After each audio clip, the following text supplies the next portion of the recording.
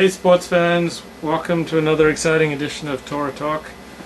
I'm Levi Ben Abraham, aka Luke Ford with Rabbi Rabs. Hello everybody. And this week's Parsha is Torah portion A, which is Deuteronomy 11 to 15 basically. And so last night I made a deal, or I got a Huge deal announcement. Huge news, folks. Huge. that I couldn't confuse. So it was an offer to finance the rest of my Alexander Technique education if I would go clean shaven. Okay, so the price we established a price on your beard, have we not? Well, I've always been willing to be flexible in my beard. Right. We talked about it before a couple of months ago. You said I remember the figure like it was 20,000 or something. I don't think so. I mean, for sure 20,000, but 20,000 took your beard off. $2,744 took it off. 27.44. That's Yeah. all that beard is worth to you. Yeah. That's all it's worth to you. Or you offer me $27.44 and I'll definitely cut it off. What if I came with? We could do a bid. What if I came in and I got $3,000 together to keep it on, I'd keep it on. and then the other person would have to come in with a counteroffer? For the other person's family. Oh, it's family. Okay, because this answers the first question. Because I was thinking to myself, what kind of friend, right, wants to support your schooling, right? Yeah. And wants to help you out, but they want to, but it's going to with a cost, and the cost is it's goodbye beard. You know, it's like a friend like that. I would say go to hell, right? But it's your family has done it, so really they want the beard off, but you're trying to negotiate some money for yourself. So now I get it. It's your family wants the beard off. And from their perspective, it's not just they don't like the beard, but after I've invested $23,000 getting an education to teach Alexander Technique, they want me to be able to get clients, and they think that if I've got a long beard, that I'm going to have much more difficulty getting clients. So for the first year of my private practice, they want me to be clean shaven. Because if I was in Australia and I had a beard, they look at me as a freak. I don't think they fully realize how.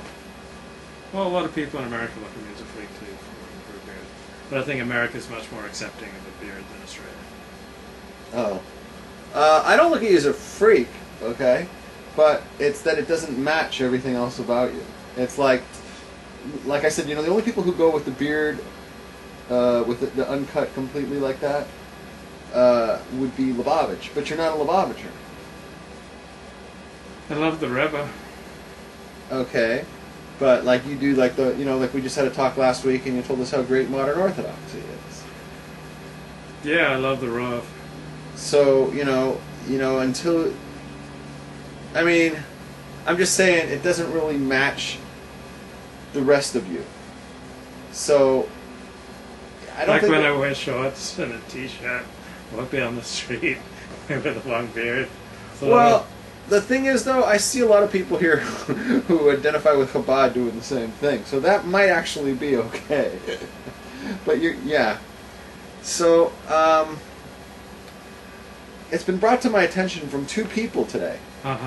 Since I've mentioned that you're cutting your beard, and I haven't said it to a lot of people, but it's been mentioned that this will help you find women. Yeah, like women. Like if you looked at the Facebook comments, all the women were right enthusiastic. So. Right. Yeah. And it's more important that I find a wife than that I have a beard. Like you give me a choice between a beard. Oh yeah, Enoch. No, but that's me saying it. Now you're talking a different tune because 6 months ago, I didn't think it mattered that much. You said your beard is more important than women, and if no, you said, and I will quote you. You said the right woman will want you regardless of the beard. They might even want you more because of it. So you're compromising on that woman, which I'm not saying is a bad thing. But you're lowering your bar now on the woman so that she could be okay with you now that she can see you. I don't remember it that way. I've always been willing to cut off the beard for the right woman. Oh, so those women that offered you sex, if you cut it off, you said no to them because they weren't cute. Weren't the women I was going to marry. They weren't the woman you're going to marry. All right, I'm fine with it. I think I'm supportive. I'm just worried about you with your, as the moral leader, always set the bar very high. It's like this is where the moral leader is, and he's not going to worry about what the average woman is going to think, because he's not interested in the average woman. He's only interested in his wife, and his wife will like him whether he has the beard or not. Yeah, I don't remember having such a haughty attitude, but I'm really I look at your flexible. beard as a what we call a fuck you beard, where you can walk around town and you don't have to say fuck you. The beard says it for you. It says like, I'm a Jew, I passed my conversion. Fuck you.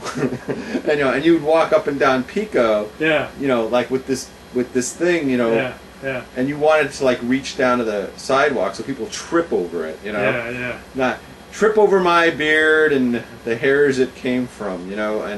And now that's going to be gone, and you're going to be dealing with like old Schmuckles the Goyish face, right? Exactly. Like this is the face that belongs in porn. So. No, but I think Jews will be able to respect it because I'm getting money out of the deal. Okay, that was about the most stereotypical thing I've ever heard. I mean, I'm learning to think like a Jew. Because Jews are always trying to get the money into it. Well, it's not insignificant.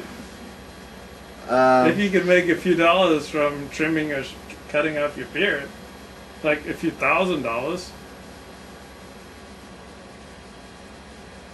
The Jewish thing would be to take that deal. The Jewish thing would have been to hold out for more than that and say, I have a price on my beard, it's $20,000, pay it, and then they could have helped pay off some of your other stuff. My family doesn't have that kind of money. Oh, well, then you took them for what they had.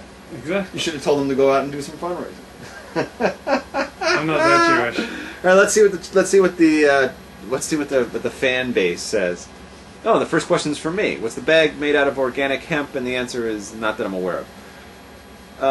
If Luke's going to keep the beard, no, I think that's off the table, right? You're not keeping it at all. Unless I get a lot of money, and I didn't need that. Because he was saying at least you to keep it well groomed, but I think the beard is off the table. So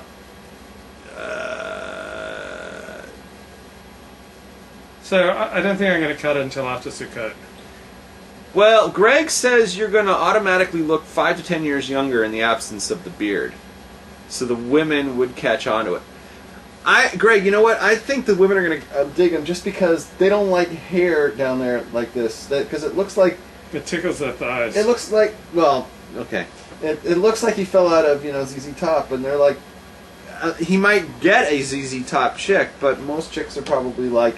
They want the, the lawyer face. Smooth chins. Okay, so that's it. So is that the whole story on that? And it's gonna go in Sukkos? Pretty pragmatic after Sukkos. So we got the rest of the class paid for. Yeah. But that now they feel like they control you, Luke. Well, they feel like they control you. Anyone who writes a check does have a lot of control of you. Like our sponsors have quite a bit of input into our show. Where the hell's D-Medic? Abe said, if this psychologist was able to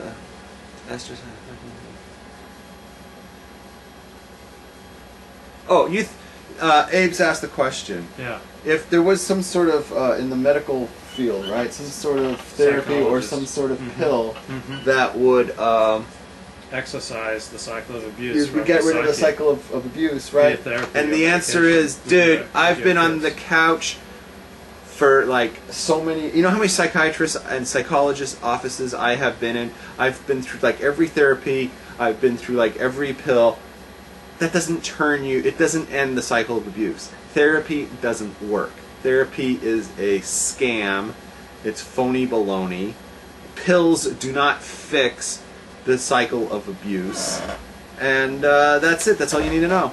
And I have a degree in psychology, so and I've been to like every psychiatrist in LA, so I can say this. Have you ever been with a black woman? No, I'm gonna have to.